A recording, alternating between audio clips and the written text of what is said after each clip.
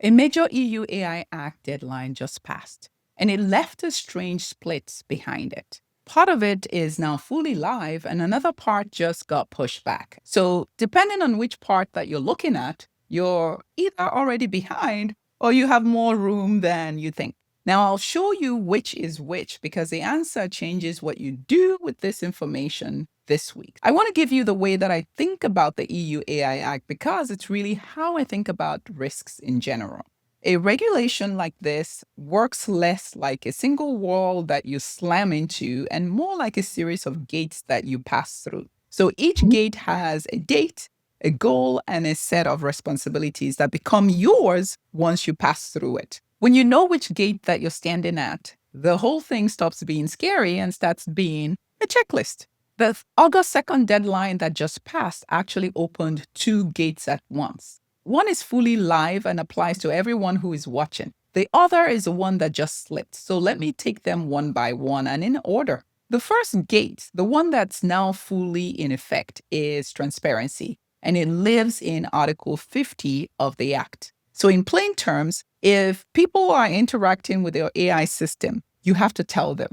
There are a few concrete duties that one is required to do here. First, under Article 50, Part 1, if someone is talking to a chatbot, they have to know that they're dealing with a machine and not a human being, unless that's very obvious in your system. Secondly, under Article 50, Part 4, AI generated or manipulated content, including deepfakes, has to be disclosed as artificially generated. Third, under Article 50, Part 2, it says that synthetic content has to be marked in a machine readable way so that systems that are downstream can detect it. There's also a short transition period that's proposed so that existing systems have time to build those markings into their systems. And under Article 53, if you're running emotion recognition or biometric categorization, you have to tell the people exposed to it. Now, what I want you to notice is that this gate is all about disclosure, and there's nothing about it that's about engineering. So you're essentially being asked to be honest about when AI is in the room, which makes it a governance first task. Still on the live side, the second gate is specifically about general purpose AI. These are the big foundation models that most other systems are built on top of. The rules for this is in Chapter 5 of the EU AI Act. If you build one of those models, this is the gate where enforcement starts to carry real weight. The core obligations here are in Article 53, and they include technical documentation, a summary of training data that's used for your AI model, and a copyright compliance. There are even additional requirements like adversarial testing that you can find in Article 55 for the most capable models. Now, most of you watching this right now don't build these types of models, but many of you put them in front of real users. And the moment that you do, those transparency duties that we just covered become yours and not just the model providers. Now that's the live path. Let's now talk about the part that moved.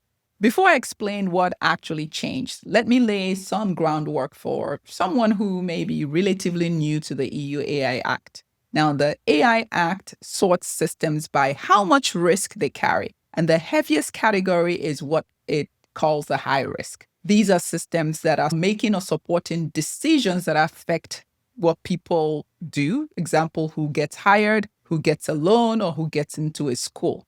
The Act keeps a list of these uses in a section called Annex 3, and it spells out how organizations decide whether a system counts as high risk, and it does that in Article 6. Because this category carries the biggest obligations, it's the one that everyone looks at. It's the one that everyone pays attention to. A lot of us assume that with the August 2nd deadline, the whole set of high-risk rules is now enforceable all at once. If that's what you're reading, I understand the worry, but that's the part that's moving. Through a package called Digital Omnibus, the Commission has proposed pushing those high-risk deadlines back. And they're connecting when they apply to the moment the supporting standards are ready. So those standards are the detailed technical guides that tell companies how to actually meet the requirements. And those standards are still in the work, as in they're not finished yet. Now, before you exhale and walk away, let me slow you down for just a second. The gate that opens later still opens, doesn't just disappear, it still opens. And what the delay actually hands you is time. The organizations that use that time well to get ready are the ones who walk through these gates calmly when everyone else is scrambling. So the right thing to do is to prepare as if the deadlines did not move. So the high risk still is important. You just have a runway. And if you use a runway, it helps you. A question that I hear often is this: well, I'm not in Europe. Does this even apply to me? Well, the honest answer is that it might.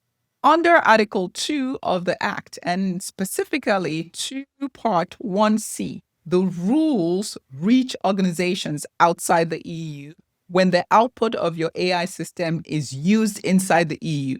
So, if you are a US company and your AI touches EU users, customers, or European data, you could be in scope regardless of where your servers or your headquarters sit. So the line that we all need to retire is, we're not a European company. Why? Because that isn't the exemption that people assume that it is. So it's worth checking where the outputs from your organization's systems actually end up before you decide that you're in the clear.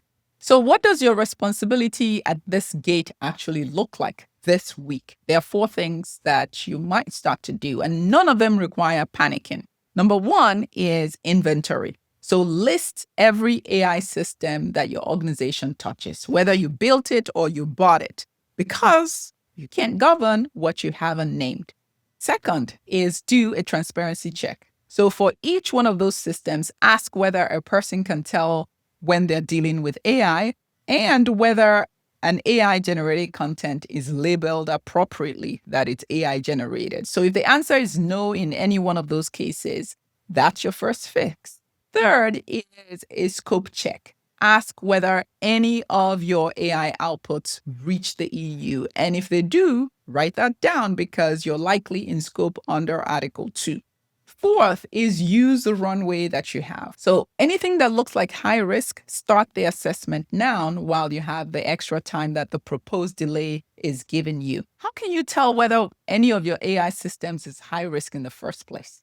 I break this down in a short decision tree video that is right here. I leave it for whenever you want it. And if this is useful, feel free to subscribe for more content like this. I'll see you in the next one.